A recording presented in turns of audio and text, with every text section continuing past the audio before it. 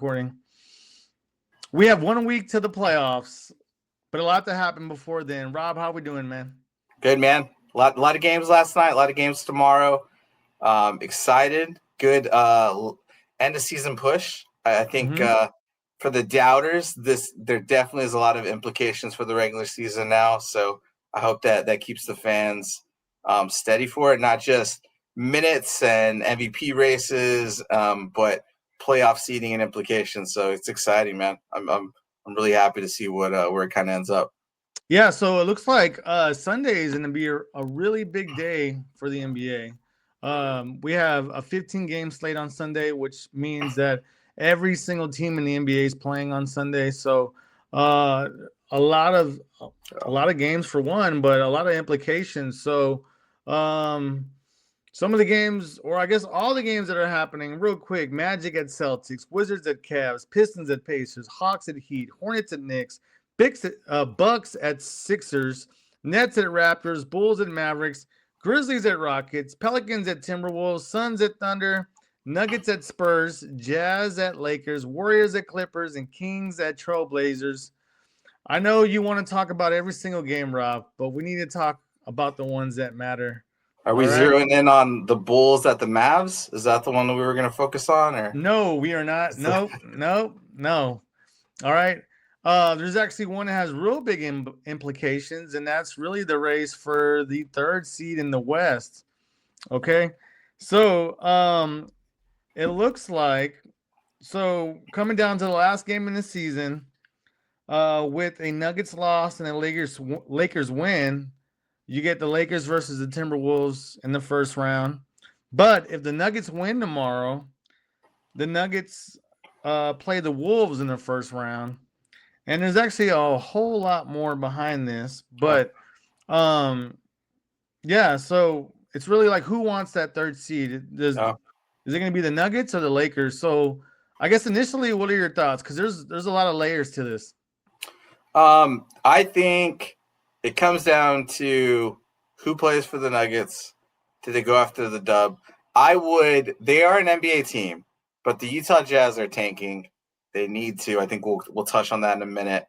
But I think that game, I would say, if you're the Lakers, you got to go win it. You're obviously going to be without some key players, but go beat a team that is actively trying to lose that game, probably. And then when you look at the Nuggets, they've got some. I think Murray's out, but you got Jokic needs to play 20 minutes, correct? I think to Jokic needs 20. So to reach that 65 game threshold, Jokic needs to play tomorrow. So he has to play at least 20 minutes. And you did mention the like who's out tomorrow. So it looks like Murray's out, Aaron Gordon's out, Braun's out, Hardaway Jr.'s out, Johnson's out, Jones is out, Watson's out. And the only one that's questionable is Jokic, which you would think he'd play, but there's been talk that maybe he won't. But with that lineup out, does this feel like could Jokic have like a quadruple double or something? Like I feel like this is him and like who's gonna score though? Like he's gonna need those assists. Like Schroeder is Braun playing? I didn't recall if he's in. Braun is out. Braun is out. Braun is okay. I heard Braun and I thought LeBron. You know what though? Like a 50, 30, 25 assist game from Jokic to end the season and swoop in and take MVP for the year. On the last game. On the last game, a 40, 30, 20 game from him, right? Like I could see that. You would have to think with that lineup out though, are they throwing in the towel? Are they set with, hey, we're gonna rest it out. We're not scared of who we have to play in the first round. If we lose the 3 seeds, so be it. I would love to see, the last couple Spurs games with the Nuggets have been amazing. So I'd love to see a great matchup to finish the season. I think Wemby's wrapped up the 65 games that he needed. Be interesting to see if he does play at all tomorrow. I think, as they get closer, I wouldn't be surprised if Jokic sits, Wemby sits, right? And then you let the guards kind of go at it. But a little bit of gamesmanship there. But I'd say for me, big implications, but if you're the Lakers, you got to go secure that win. You're not going to have Doncic. You're not going to have Reeves. You got LeBron and a bunch of people, and again, you're playing against a team that needs. Hachimura, Yeah, you're playing against a team that needs to lose that game. So go out there and win. I think then you settle yourself into the 3 seed. Problem there is like you get yourself up against, if you're the Lakers, who would you rather have in the first round? Possibly not having 2 of your key starters, right? One of them an MVP candidate. Would you rather go against the Rockets? Would you rather go against the Wolves? I think the Wolves have come on as of late. The Rockets have slipped. They've shown that they do not have like the personnel, especially at that point guard spot, to play well in big games. I don't think the Nuggets are scared of anybody. I think the Lakers should very well try to understand who they're going to match themselves up against. But and I think if you're the Spurs, right, like you probably want to go win that game so that you can help put Denver into the 4 seed and then possibly not have to face both of them in OKC on a possible, way to the finals. Like you make them duke it out in round 2. But it'll be great. I think regardless, right, if Jokic plays, I feel like there's going to be some type of incredible stat line that he puts up with everyone else. I just don't think, again, you would say this, most people would want to play to be in that MVP conversation.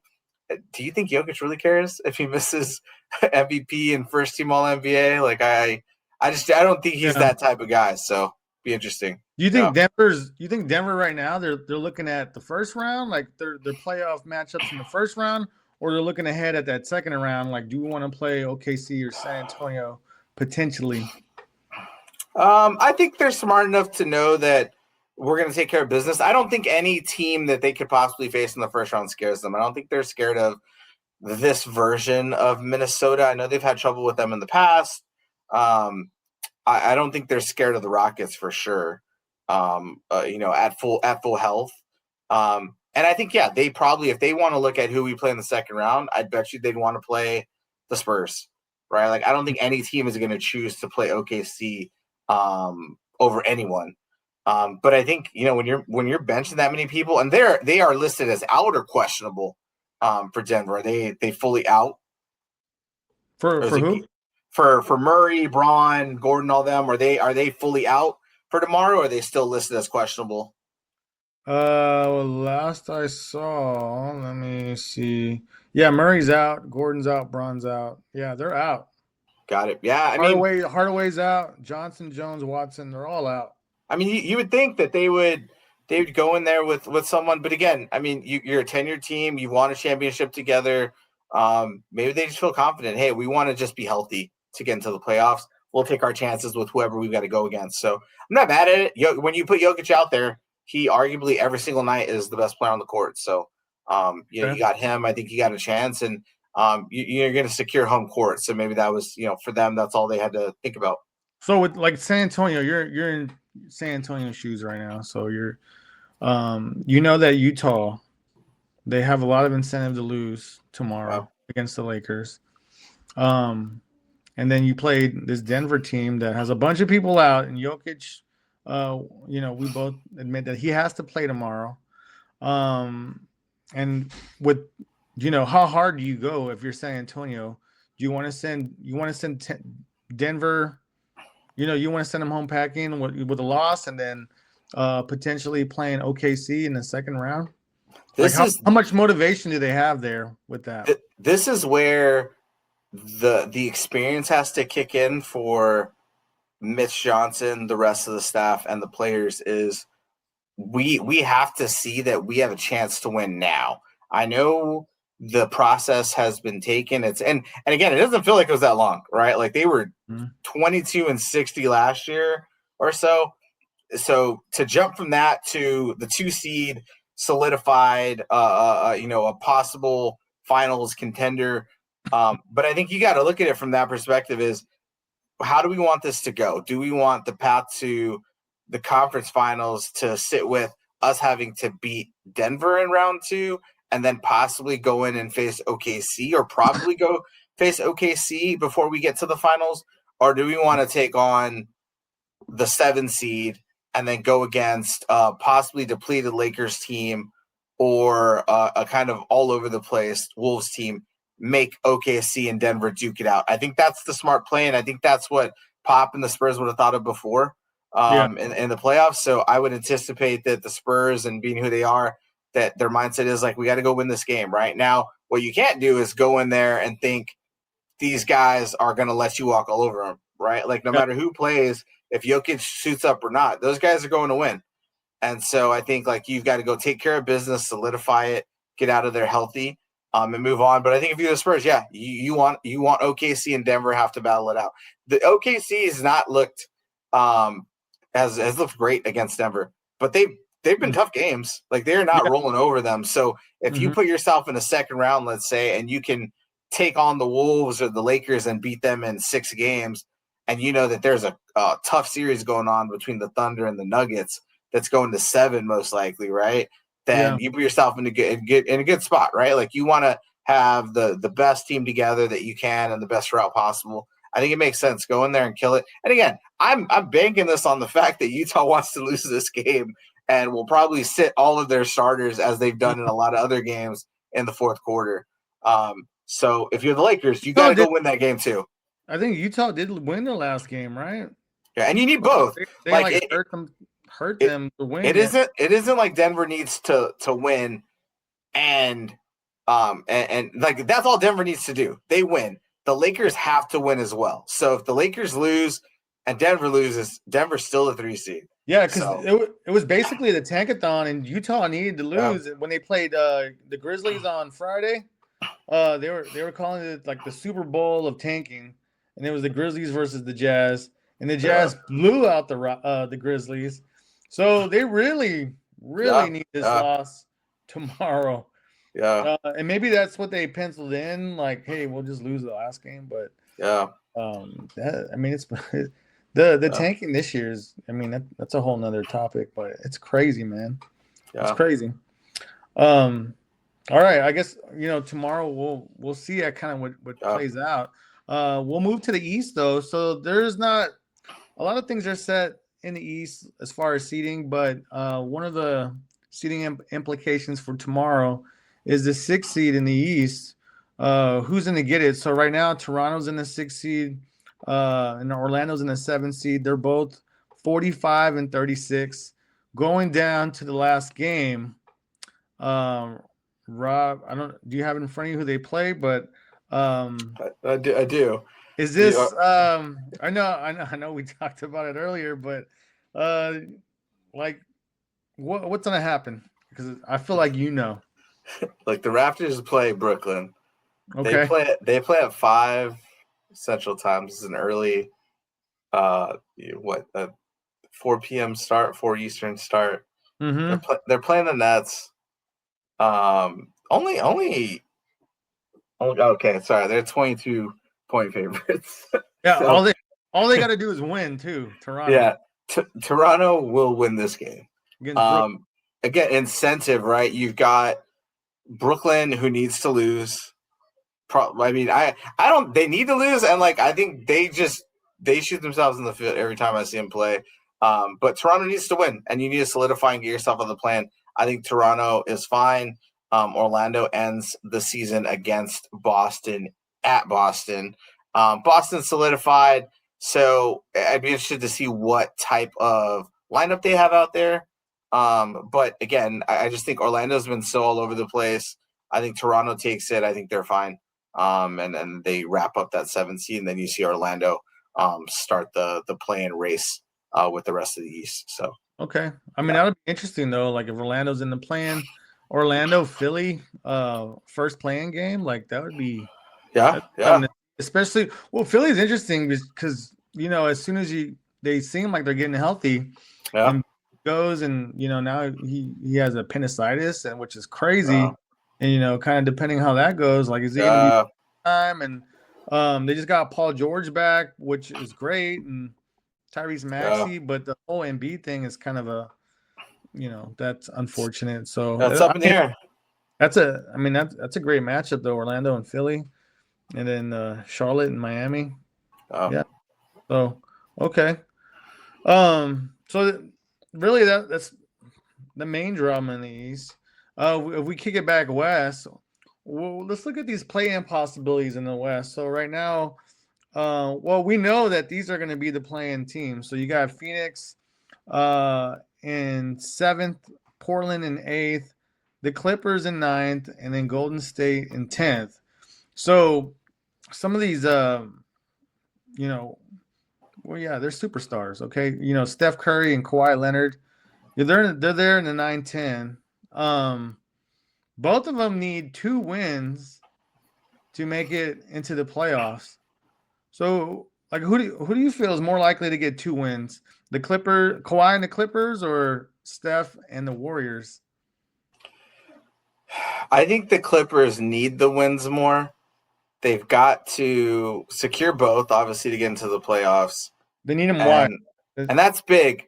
But they lose their pick if they do not make the playoffs. and that's So to yeah, who? to OKC. So I think now I'll say this: the Mm. Clippers also, like, do they care? Like, do they care if they lose their pick? I mean, they're signing guys up to not plant trees. Like, what? Like, I don't like integrity. Integrity doesn't seem to be a huge part of the Clippers brand, but I think you got a new arena. You want to make the playoffs. You want to host some games in your new arena. I think that the Clippers have more incentive to win. This does feel like the exact scenarios like the Steph Curry is made for.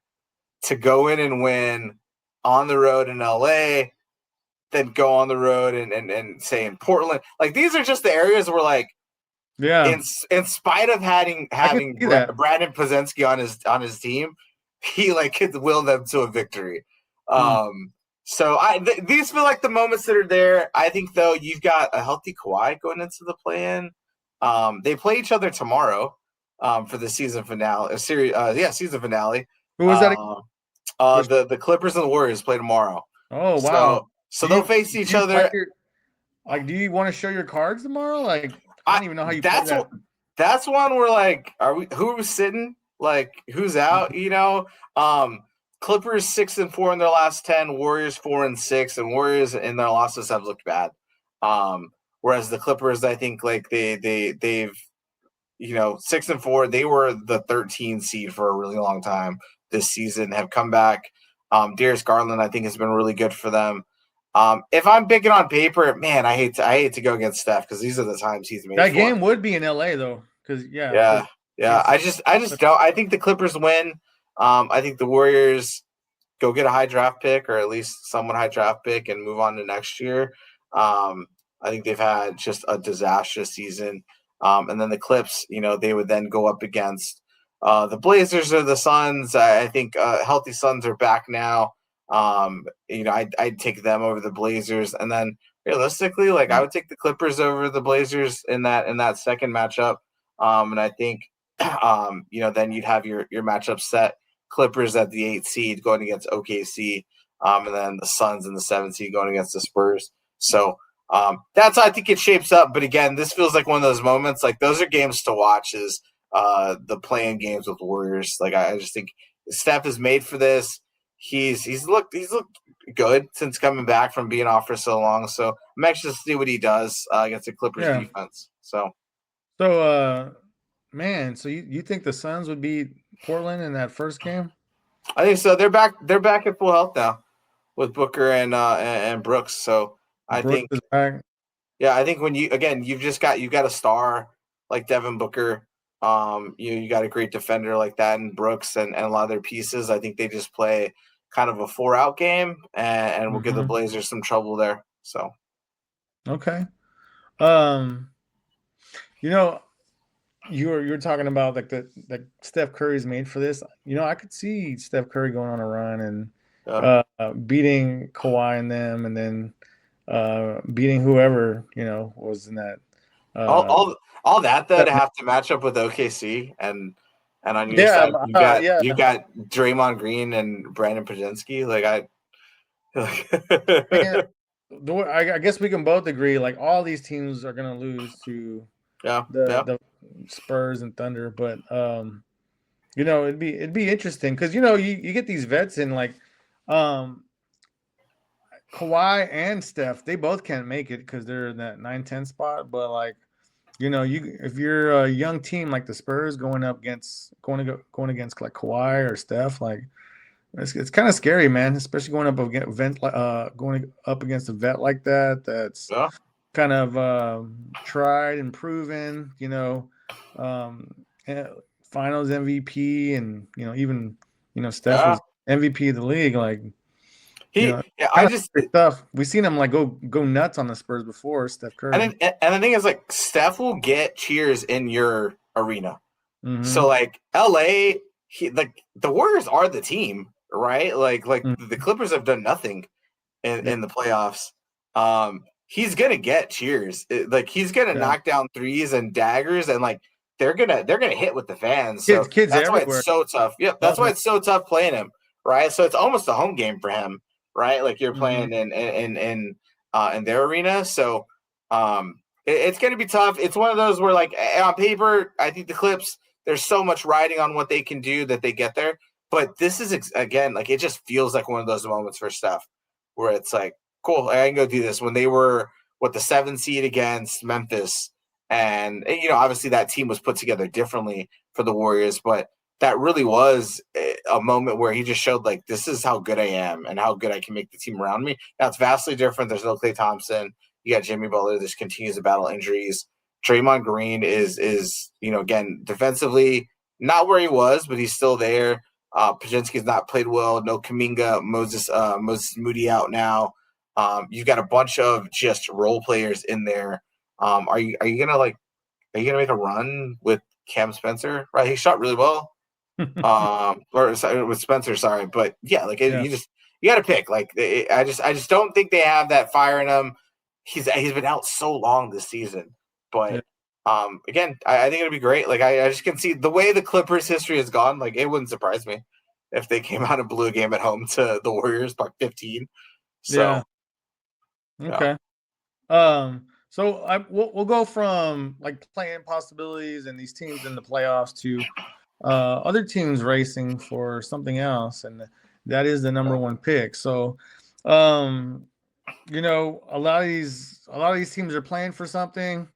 A lot of other teams are playing to, get that number one pick. Lose as many games as possible.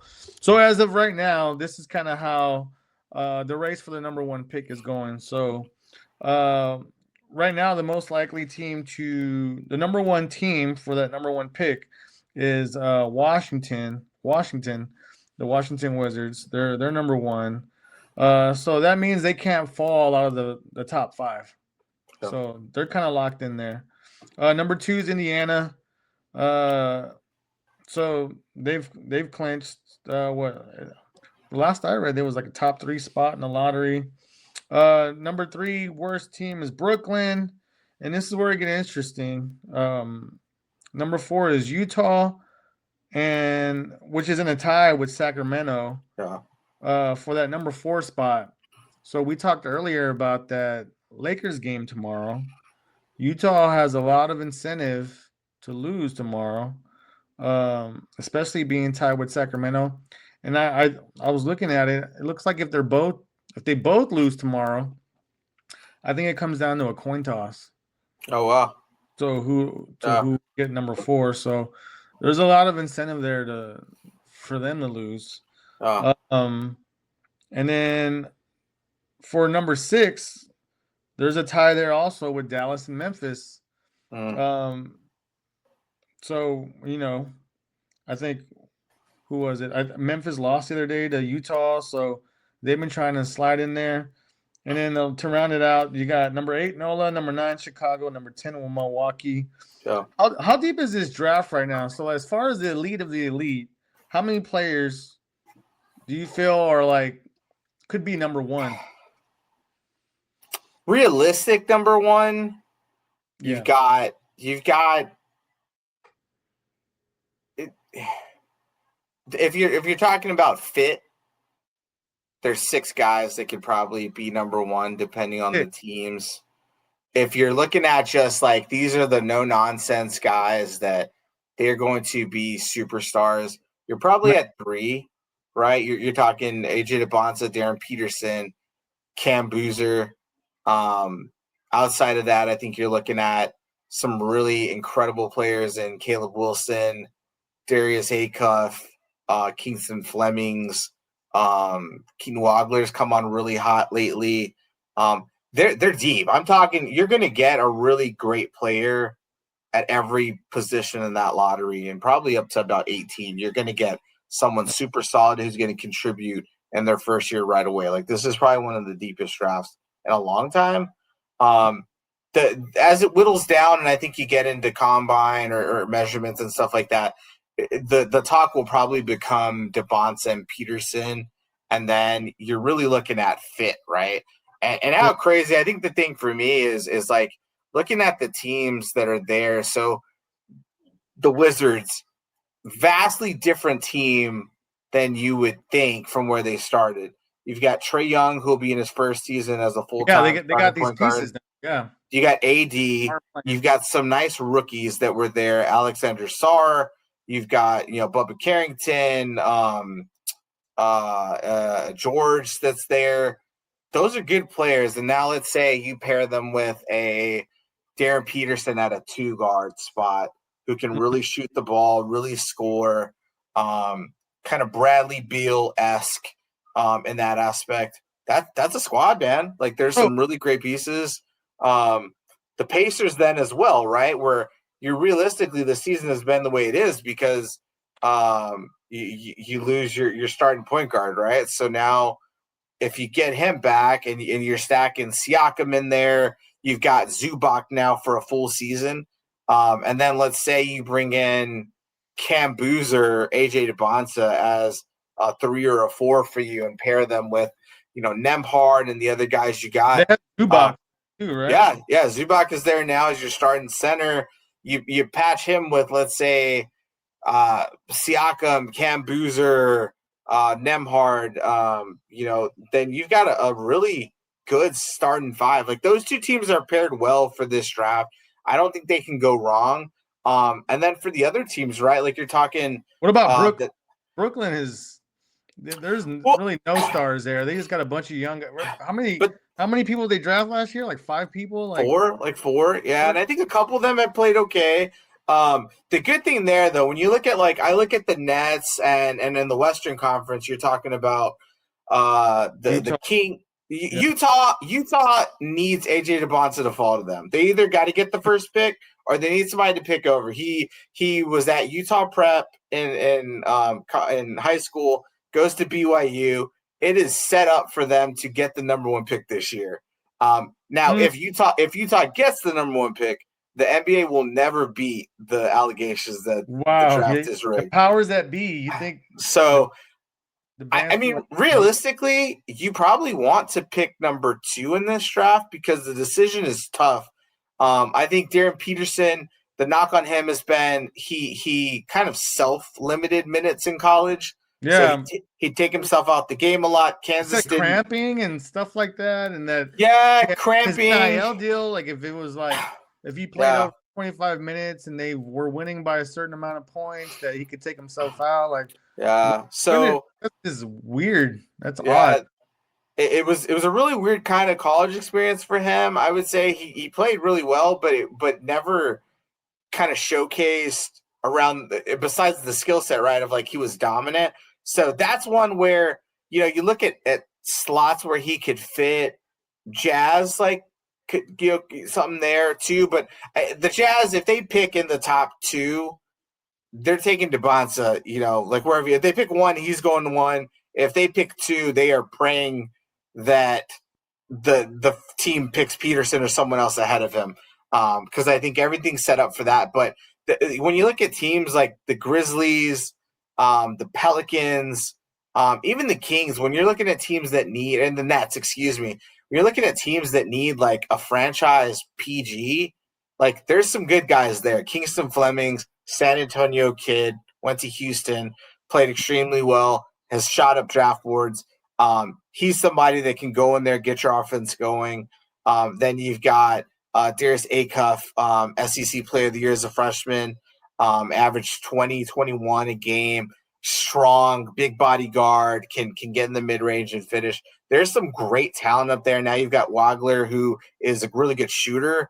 And then there's a lot of like these really lanky, bouncy 6'8" to 6'10" guys around there. I think, again, you're in the lottery, you're going to get somebody really, really good. But for a lot of these teams, like there is the pieces that can make their teams change vastly for next year. So I think like it'll be interesting to see who falls the most. I think they're just set. The Jazz are set. Like if they didn't get the number one pick, it just would not feel right. But again, I think they're a team that I think like the Pacers and the Pacers and the Jazz I think are set up to win now. I think whoever comes in, they can contribute really fast, and then the other teams they're going to hope to put together more pieces with whoever they bring in. Yeah, I mean, you follow these guys a lot better than I do. Yep. I know it's early, and we'll probably talk about more of this in the offseason, but just real quick while I have you here, do you see any of these players like making it hard, or kind of being like Bailey did with Utah, kind of making it hard and trying to get their way out of a certain team here? If there's anybody, it's Devontae, man. I just think it's Devontae. That's what I was wondering, because it's been set up to get him there. The package was huge to go to BYU. He was a prep school kid from Utah, so there was a lot that was keeping him in that area. So I mean, I think just for like the economy in Salt Lake, it would make a lot of sense to get him to fall there. So you wonder, like, could that have some effect on it, right? And he goes out and puts it there. Problem with him is like he was solidified for a while as the number one pick until Peterson started to really like kind of show out in camps last summer. And then I think there's GMs out there that know Peterson's really good, but I think there's also GMs that think like we didn't get to see how good he could be in college. Like, what does that mean? So Devontae played the team, led the team. He's a more, I think his upside is high, but I think he's a safer pick too. I think the chatter now is more with Cam Boozer not having, he's an undersized power forward, can't shoot the ball really well, doesn't handle the ball really well, not a great defender, but a bully on offense, right? Kind of like his dad and how he played. Yeah. He's the one, if there's somebody that slides in this draft, it could be him where, you're not talking he's going to fall in the top 6, but if he fell to like 5 with the way some of these other guys have played, I wouldn't be surprised. Now, again, I did hear some of the pros, some of these guys on these podcasts say that Boozer was someone they had question marks. Like they feel like, he was just big and he could bulldoze people in college, but like very, that very suited. Yeah. Translate as well. So like maybe he wasn't as special as everyone was making him out to be. These other guys are NBA athletes. He's not an NBA athlete. He did bully his way to a lot, and when he went up against more physical opponents, he struggled. And when he matched up against some of those other potential NBA lottery picks, like he struggled a bit there too. So again, when you're looking at some of these PGs, some of these guys that played really well in the tournament, like they just showcase better for an NBA game, right? Where he is. I'm trying to think of like an NBA comparison, which is hard outside of his dad. Like he's not a great shooter, but he can hit the 18-footer. He's going to bully you a little bit, like that type of game. Back to the basket, kind of Al Jefferson-esque, Paul Millsap-esque game where they are not super athletic, but they have great touch. That's a lot of what he reminds me of. So when you're looking at that compared to these other PGs who are compared to Darius Acuff is compared a lot to Allen Iverson. You get Kingston Fleming's compared a lot to some of the stuff that Derrick Rose did. Like that is just a lot more intriguing, I think, to NBA scouts than Cam Boozer right now.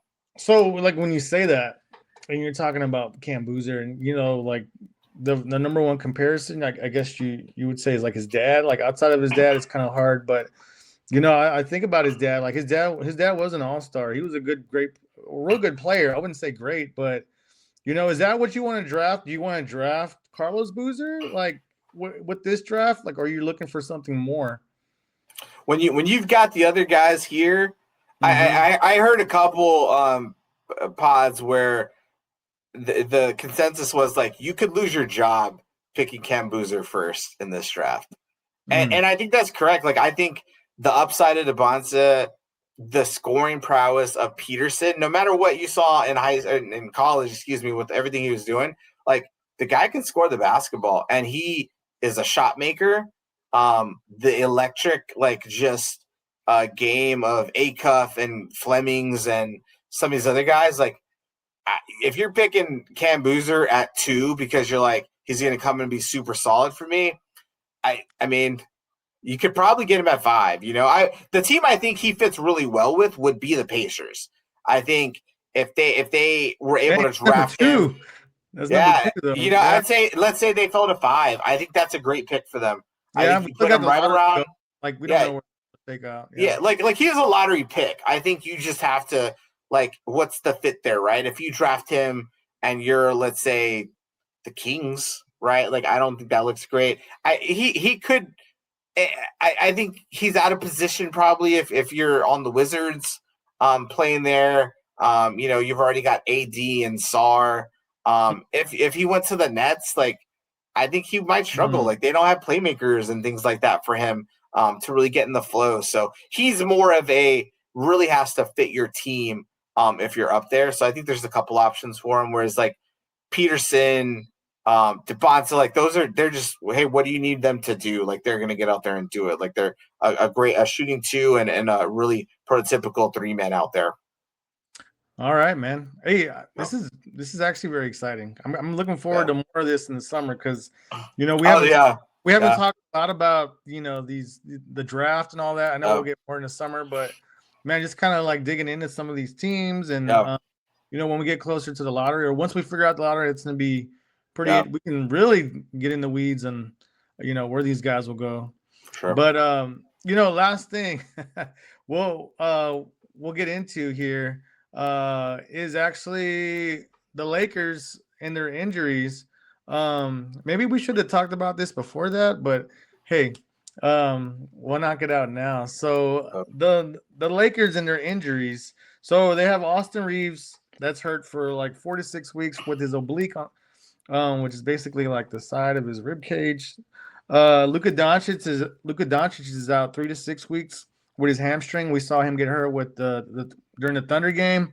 Oh. He's currently in Slovenia, back with his family, with his daughters.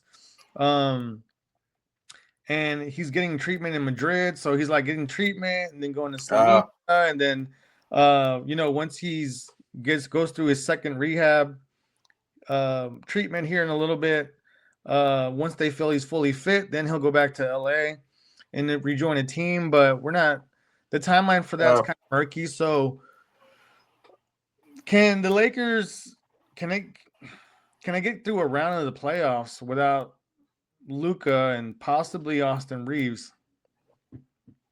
No, I don't. I just don't see a way, whether they play the Rockets in a 4-5 with home court or the Timberwolves with home court.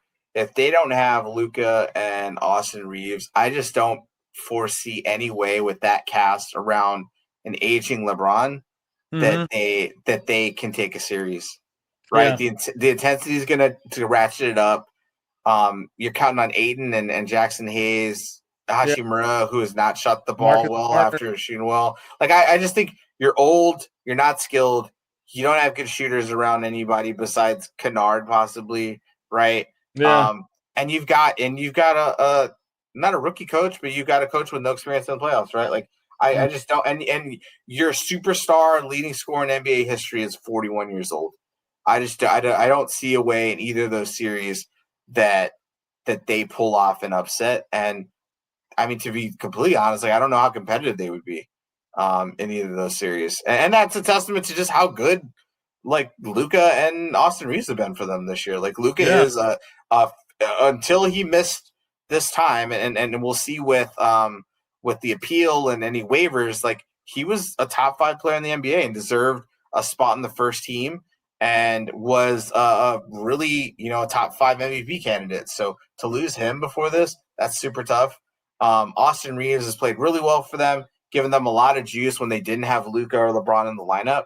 And so to lose both of them at the same time, your primary ball handlers, your primary playmakers, your 2 of your best shooters on the team, man, it's just tough. I don't see it.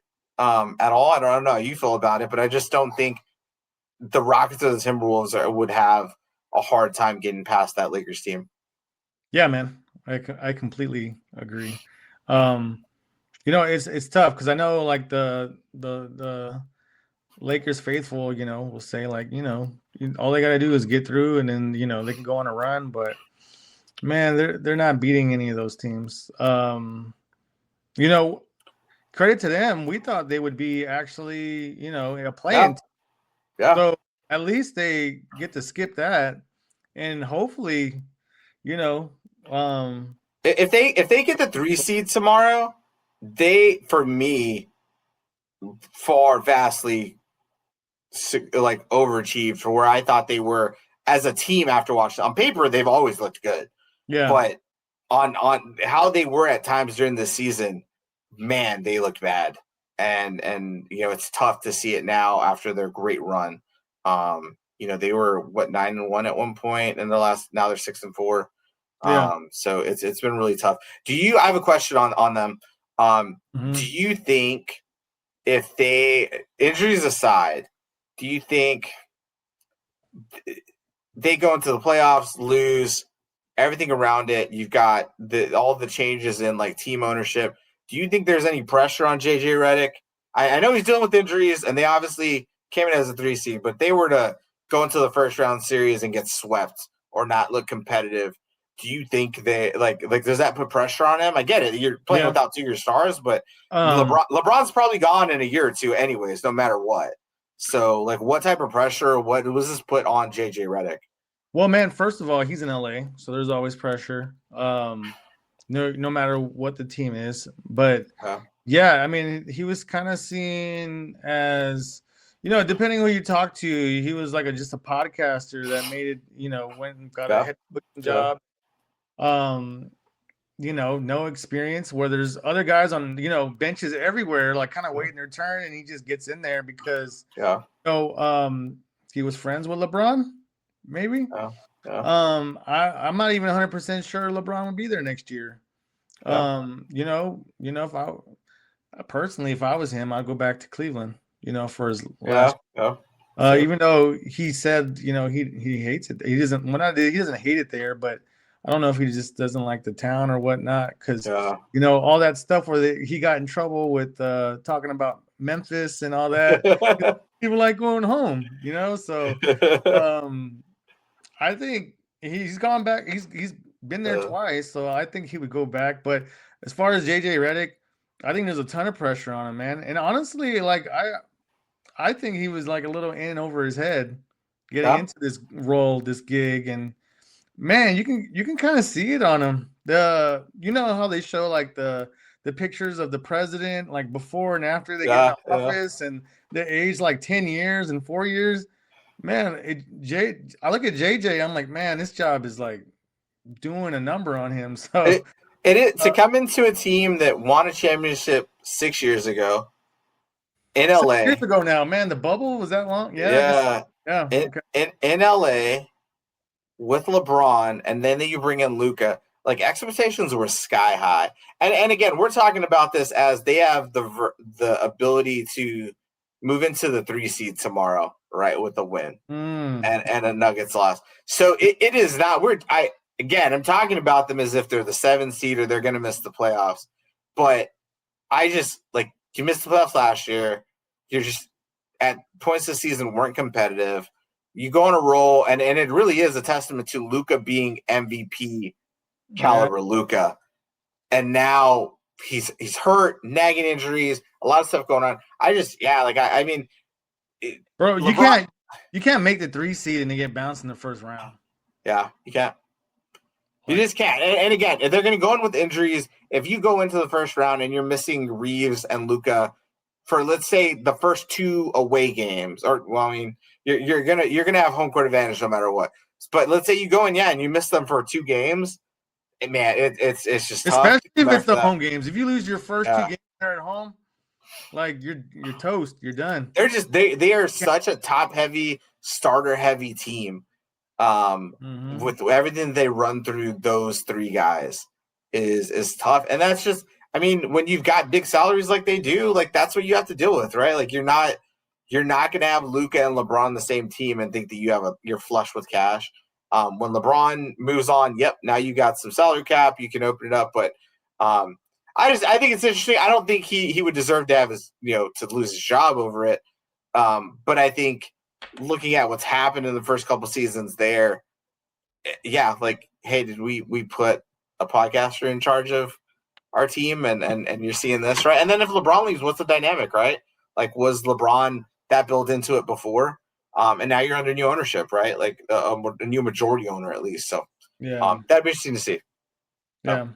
But yeah, I guess this next week, when the playoffs start, we'll find out, man. Only time to tell. But tomorrow, big game, big 15 game slate tomorrow. Lots of games, guys. You got to watch these games. Like this is gonna tell it. Not all the games, because some mean more than others, but there's definitely some big ones that we highlighted today.